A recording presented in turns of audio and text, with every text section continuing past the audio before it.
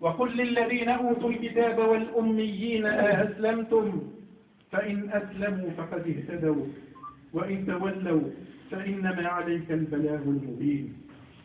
وجاء في صحيح مسلم عن رواية عبد الرزاق عن أبي هريرة رضي الله تعالى عنه عن النبي صلى الله عليه وسلم أنه قال: والذي نفسي بيده لا يسمع بي أحد من هذه الأمة يهودي ولا نصراني ومات ولم يؤمن بالذي أرسلت به إلا كان من أهل النار. وذلك قوله تعالى في ختام الآية: وهو في الآخرة من الخاسرين. ومن يبتغي غير الإسلام دينا فلن يقبل منه وهو في الآخرة من الخاسرين. وقال الإمام أحمد رحمه الله عن أنس رضي الله عنه أن غلاما يهوديا كان يضع للنبي صلى الله عليه وسلم وضوءه ويناوله عليه فمرض، أي هذا اليهودي مرض، فأتاه النبي صلى الله عليه وسلم فدخل عليه قاعدا عند رأسه فقال له النبي صلى الله عليه وسلم: يا فلان قل لا إله إلا الله.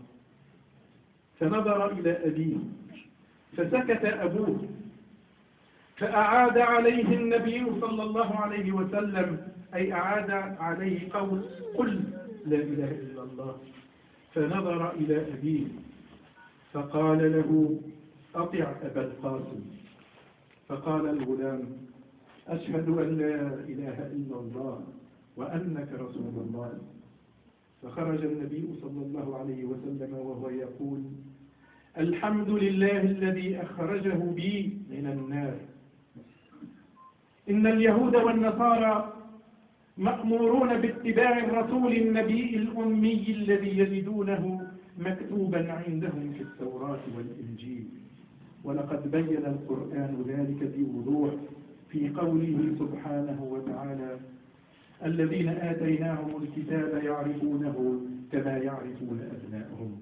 الذين آتيناهم الكتاب أي اليهود والنصارى يعرفونه، أي يعرفون رسول الله صلى الله عليه وسلم كما يعرفون أبناءهم. وإن فريقا منهم ليكتمون الحق وهم يعلمون. وفي هذه الآية الأخيرة هناك معجزة من معجزات القرآن، ولو لم يقل ذلك الله وإن فريقا منهم ليكتمون الحق وهم يعلمون ما دخل أحد من النصارى ومن اليهود في هذا الدين الذي يدخلون فيه أفواجا سبحانه وتعالى. إخواني الأكارم، في هذا الموكب البهيج والمشرق بالأنوار الإلهية تقدمت إلينا اليوم أمة الله نيكوليتا، وهي من جنسية إيطالية ومتزوجة من الشاب الملتزم سليم الحمروني. جاءت من تلقاء نفسها لتعلن إسلامها في مسجدنا هذا، واختارت لنفسها اسم مريم. وقبل توثيق هذا الإعلان عند المفتي كان لزاما عليها أن تؤكد إسلامها أمام هذا الملأ، وذلك بالنطق بالشهادتين، ونطلب منها بأن تشهد بأنه لا إله إلا الله وأن محمدا رسول الله. قولي ورائي: أشهد أن لا إله إلا الله، أشهد أن لا إله إلا الله، وأشهد أن محمدا رسول الله، أشهد أن محمدا رسول الله. الحمد لله، الحمد لله على نعمة الله أكبر. الله أكبر. الله أكبر.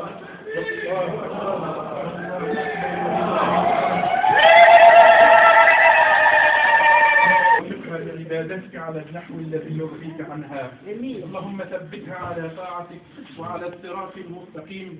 اللهم انصر الإسلام وأعز المسلمين وأذل الشرك والمشركين.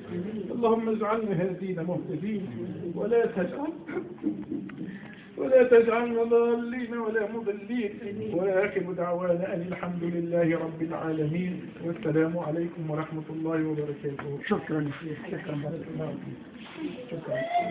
حمروني يمكن جماعة حمروني بتاعي. أعطينا كلمة. بالبركة بالبركة إن شاء الله.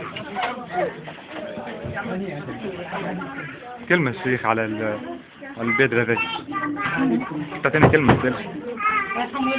والله هذا يدل على أن هذا الدين هو دين الله.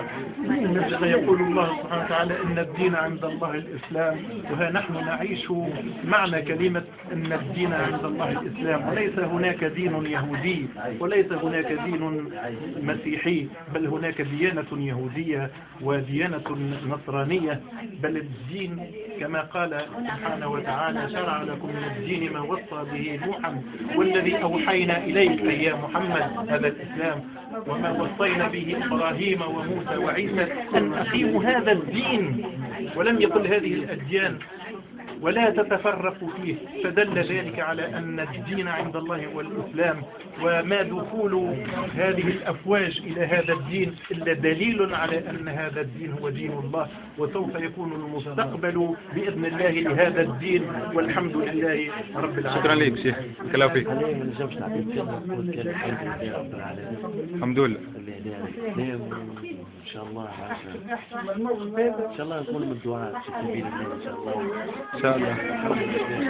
الحمد لله. ربي يهدينا ويهديكم ويثبتنا. كيفاش خليتها باش يعني تعود إلى الدين الإسلامي وتدخل الدين الإسلامي؟ والله بالمعاملة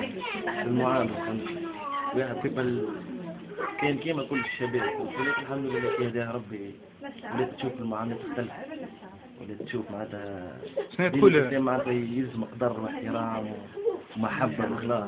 شنو توصل الميساج للشباب اللي كيفك هكايا اللي والله الشباب اللي كيف إن شاء الله ربي يهديهم ويثبتهم،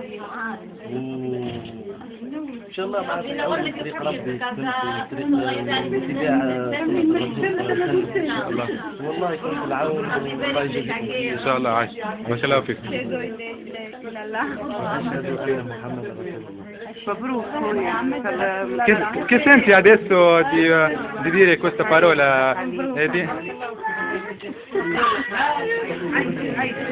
Come entrati nelle regioni dell'Islam?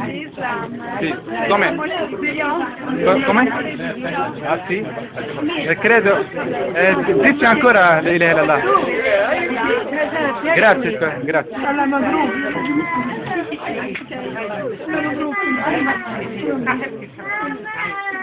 مبروك.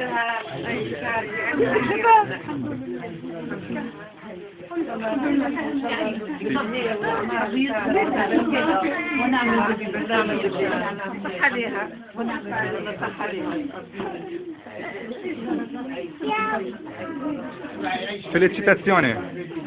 مبروك عليكم. تعالوا تدخلوا لنا الكلمة خلص. Dici ancora come? Per approvare.